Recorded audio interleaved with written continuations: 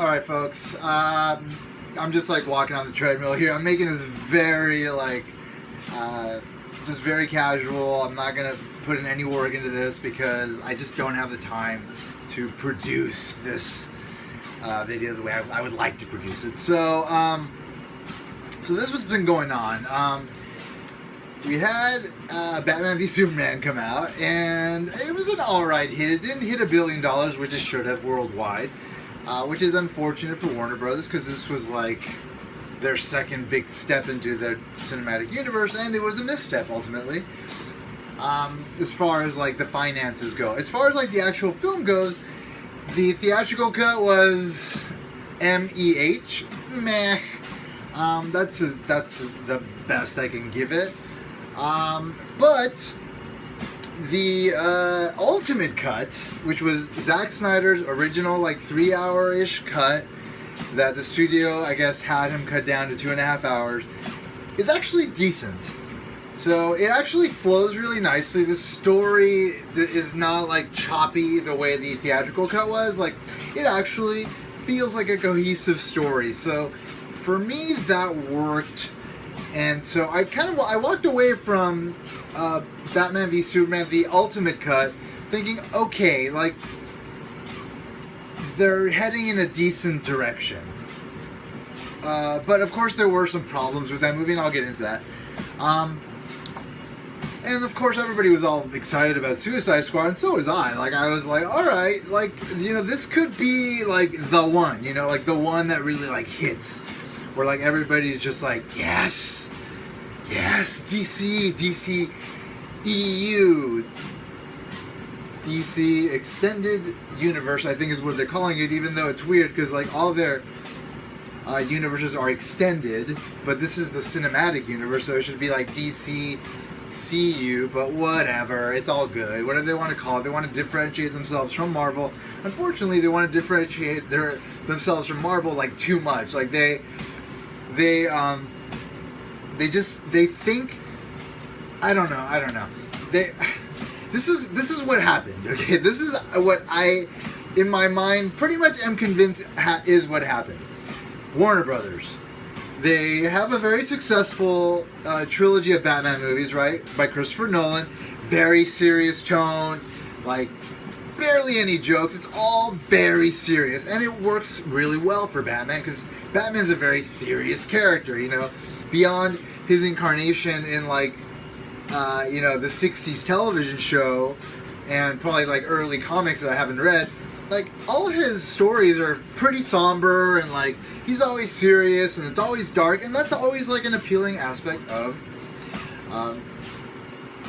you know, those movies and the Batman story. So it works really well. So Marvel comes along, and in the background, and they're like developing their cinematic universe to the point where it becomes ultra successful, right? It's like the most successful movie franchise of all time. So then DC's like, okay, we got to build our cinematic universe. But what they said, and I remember this. So I think before Batman v Superman came out, maybe 1 or 2 years before, after it had been announced at Comic-Con, I think the head of Warner Brothers like released a statement saying, everything's gonna be serious. No jokes. Like, you know, basically saying we are different from Marvel. We're gonna have a different, like, darker, somber tone. No matter what, that's what we're doing. So that's what they went for in Batman v Superman, and also that's what they went for in Man of Steel, which I was okay with Man of Steel. But it definitely didn't have, like, that fun element that, you know, the Donner films of, like, you know, late 70s, or 80s, the Donner Superman films had. You know, those movies were fun. And then even the Bryan Singer film was fun. I know people dislike that film overall, but, like, as far as, like, the story and the characters, it was fun. It was enjoyable. You know, the action itself and how the Superman tale played out was the big problem with that movie. But anyway, I won't get into that. Anyway, those movies were fun, and Man of Steel just wasn't fun. Was it really visually stunning? Yes. Well, there were a lot of things to like about Man of Steel, but there were also a lot of things not to like about Man of Steel, which just goes which speaks to the fact that like that tone is not the best for Superman. But it could have worked, but it just didn't work completely. Even though I don't blame Zack Snyder completely, because I think it was pretty much like a studio mandate where it's like, we're gonna make these things serious and we're gonna be different from Marvel, you know?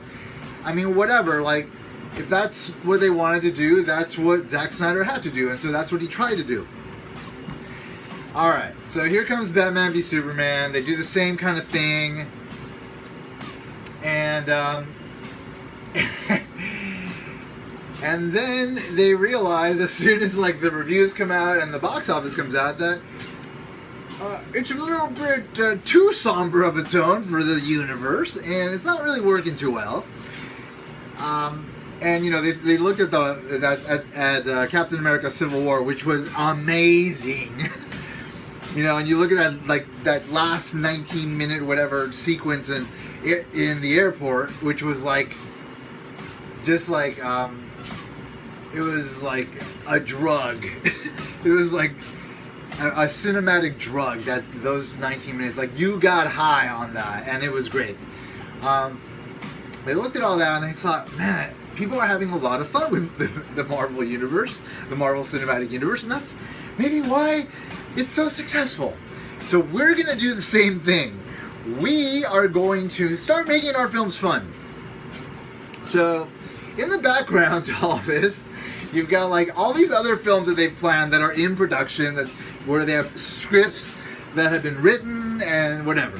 So you've got Suicide Squad, right? You've got a movie that I think might have already been in, yeah, it was already in the can. It was done filming by the time Batman v Superman came out.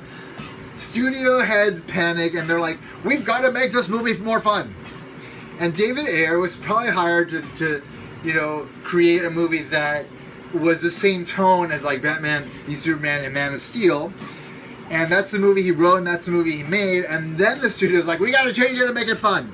So he had to go back and reshoot a bunch of stuff. I don't even know if he shot it himself. I don't know I don't know all about that story. But I do know that they went back for a lot of reshoots, even though reshoots are standard in films. But in this case, it sounded like it was like a serious sort of reshoot thing where they were kind of trying to shift gears. And so whatever, like that didn't give anybody any time really to put this film together. And apparently there were competing cuts of the film like towards the end because they just couldn't get the right cut going. They were just trying all sorts of things, and then they released Suicide Squad. And you know, for me, like most of these comic book films, like I'm gonna like to some extent because obviously I'm a big comic book fan. A lot of you can relate, obviously. I mean, and you know, just seeing certain things on the screen is exciting and makes you and me and everybody happy, right? So like, I'm happy by seeing the Joker. I'm happy by seeing Harley Quinn for the first time as a cinematic portrayal, which is dope.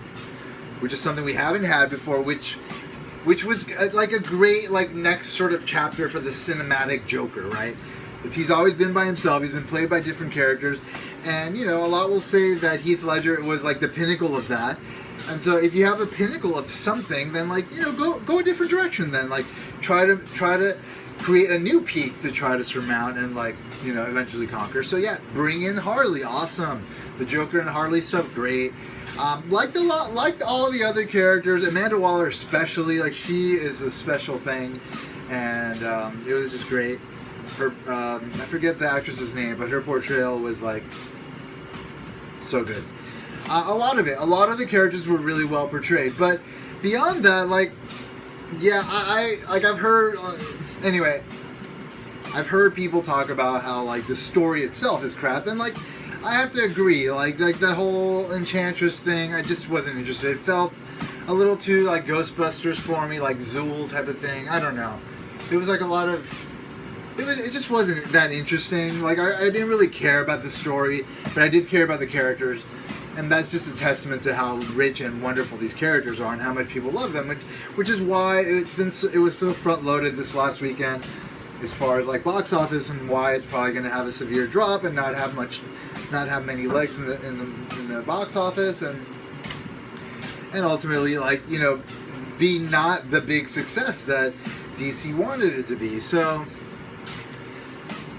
at this point, like, we've seen this trailer for Justice League, which essentially demonstrates to us that they're switching gears and this movie's going to be more fun and Flash is going to be a big part of that. And, you know, I mean, that's cool and everything. And I'm not saying that the cinematic universe has failed in any way and that it can't bounce back, because it can. But what I think is that they have to be super careful at this point, because if even one of these films like is a miss, not only can it affect their universe, but it might affect Marvel's. You know, as soon as you start like banging out crappy movies, the general audience is just going to be confused. Like, I don't know which one's which. Like, I just know that I've seen 3 of these movies and they sucked, so I just don't want to watch any more of these movies. And so then Marvel starts to get hit by this silliness. I really think it's important, maybe even for Kevin Feige, to like go to DC and be like, hey guys, here's some fucking pointers on how you should get the movie going. How to get this cinematic universe going. And like, you know, hopefully if that happens, it's never going to happen. It's just really frustrating because everybody, you guys and I all know, like, there is so much rich material in the DC universe. Like, I mean, all you have to do is look at like all these recent animated movies. Like, I mean, so many, like just one after the other, just really good films. I especially love like Son of Batman and Batman versus Robin. Like, those two together, spectacular. A lot of the Batman stuff, some Justice League stuff. The Flashpoint Paradox, always a fun one to watch. Batman Behind the Red Hood or something. The one with the Red Hood where they do like the death in the family and the return of what's his name as the Red Hood. Anyway, that story, awesome, great film. There's so many good animated DC films. There's so many great animated DC stories and comic books. Like, there's a lot of stuff to mine there, and there's so much potential, and they could do such amazing things with it. And I hope it succeeds, but like, it's really on shaky ground right now. I have a feeling it will thrive, it will survive, but there might be some misses. You know, as far as like as box office, which is ultimately what will dictate whether or not, you know, Warner Brothers will continue with this universe, because, you know, Warner Brothers, you know, is a multinational corporation, and they are beholden to the stockholders. So if they're not making profits, then they need to stop doing what they're doing. And if they don't, then you know, generally like the board or somebody will come in and like they'll like clean house and you know, put in new people like to make the decisions, and they'll decide to not make any more DCEU films. So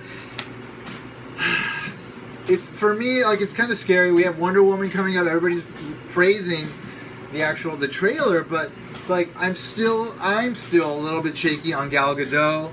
I don't know if she can carry the film as Wonder Woman. The character itself obviously can carry the film, but will Gal Gadot get in the way of that is a question, or will she at least, you know, be a support pillar for it, that's, you know, creaking and, you know, potentially on the verge of breaking, but still supportive? Or, you know, will she like shine and be a superstar? I don't know. I don't know if that last option will happen. I think it'll be more the middle one, but it could be the last one. Jason Momoa, same thing. Like, he was in that very failed Conan reboot. Besides Game of Thrones, where he didn't have many lines, like, I mean, most people just know him from stupid Baywatch, like, where he was like, I'm the tall, you know, cut, like, handsome guy that is one of the lifeguards, and nobody ever talks about, like, how great he was in that show. Nobody ever talks about him in that show. So, can he carry Aquaman? I don't know, you know? It's tough. It's tough to think that maybe he can't.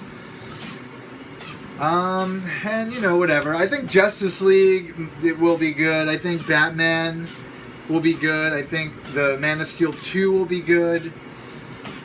And hopefully that's enough to sustain it. I mean, Batman's a very strong pillar, and I think because they got Batman right in Batman v Superman, and consequently the DCEU, then, you know, that bodes well for it, because Batman is a very key character. We all know. We all love Batman. Here's my Batman. The Dark Knight Returns, sure, dude. Like, I love Batman. So,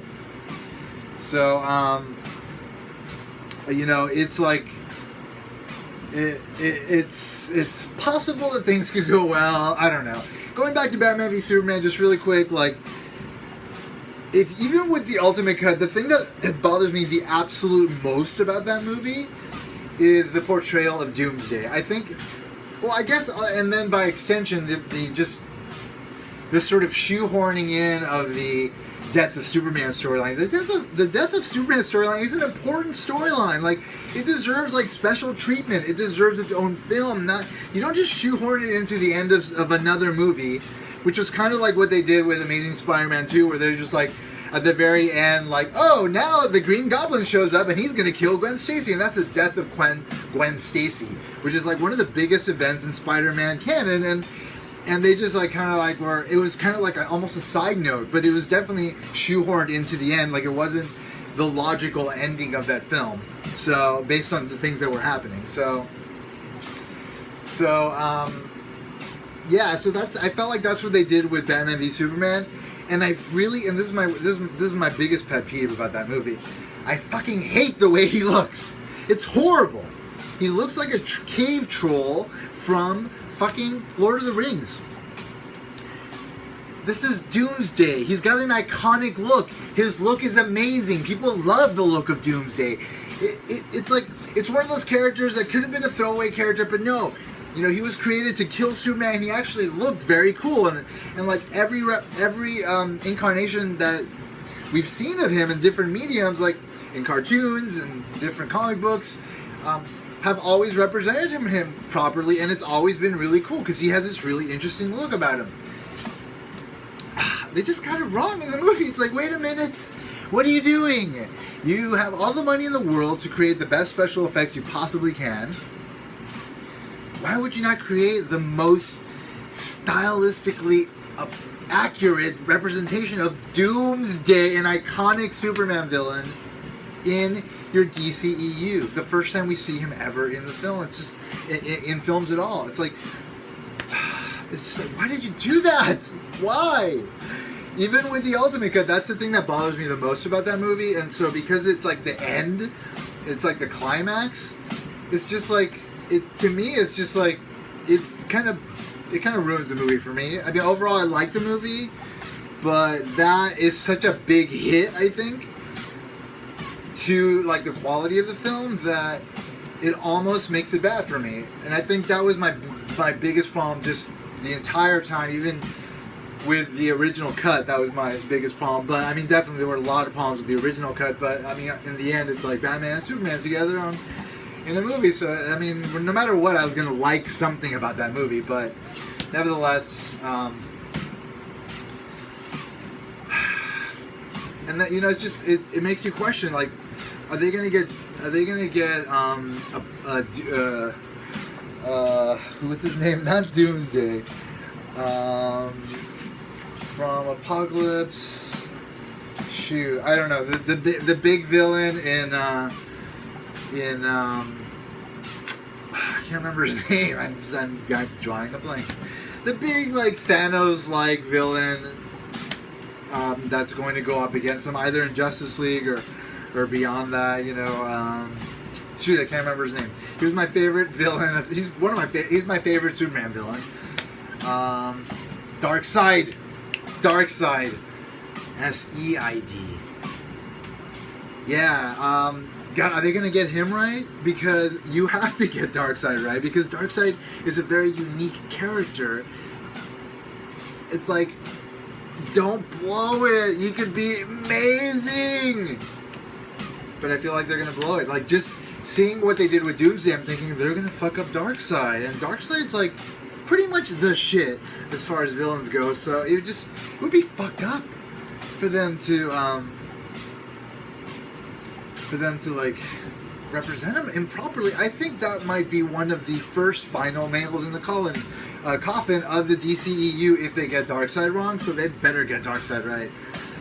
I'm just surprised because like Zack Snyder, he's pretty awesome as far as filmmaking and like, you know, getting his production design team to kind of represent his world in a very like stylistically consistent way. In my mind, I would think that because of that, he would want to be stylistically consistent within the DC universe of, you know, iconography that we're familiar with. Like, you would think, because he's always been like about like being as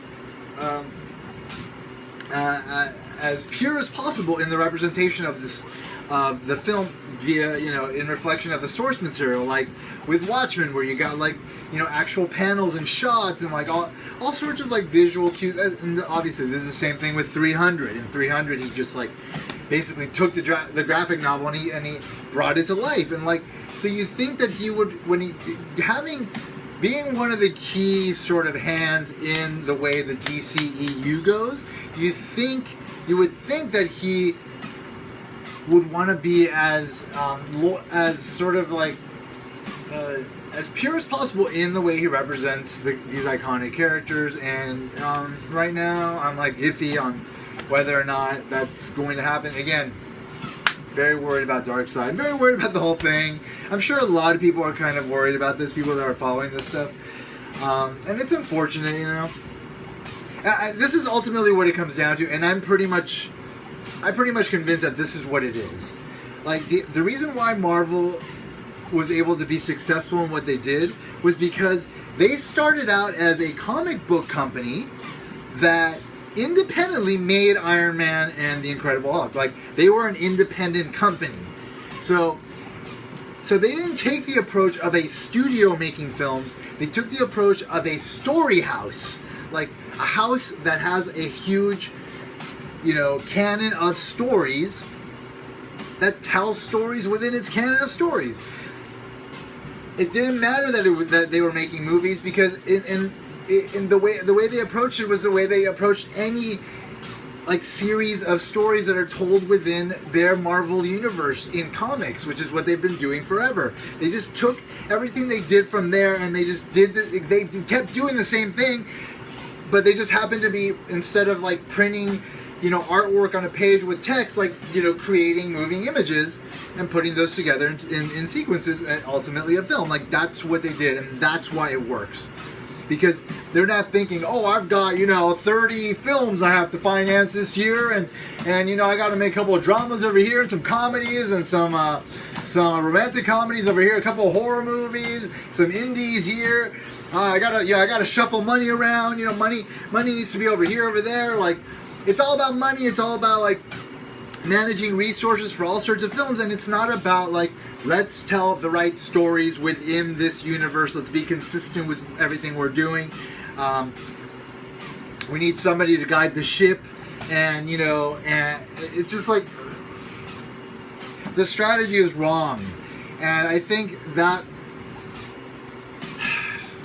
given that there hasn't been like a huge Titanic scale disaster yet, that nobody is getting fired yet, but because things aren't going great, I'm sure people are feeling it, and maybe that fear will be enough for them to realize we're doing something wrong, and maybe we should try a completely different approach. And maybe then, I mean, and it sounds like maybe they're doing that because I forget his name, like one of the main guys at DC who writes a lot of the stories. I think they brought him on to be like a more essential figure in sort of putting the universe together. I don't know. You hear things through the grapevine that tell you, okay, they're trying to right the ship, right? They're trying to set the right course. They're not just like panicking and not doing anything. So it's possible that it could rebound and things could work out. Suicide Squad was not a terrible movie. It was enjoyable. I mean, definitely it was enjoyable.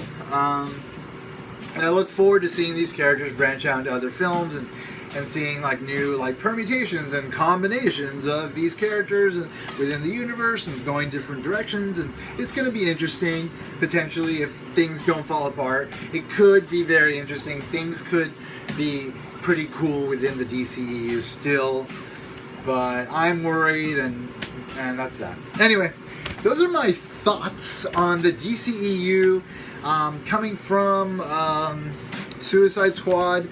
Having watched it last Thursday night, I just thought I'd get some thoughts down and throw it up on my channel for those people that are interested in what I think about films. Anyway, hope everybody's doing well.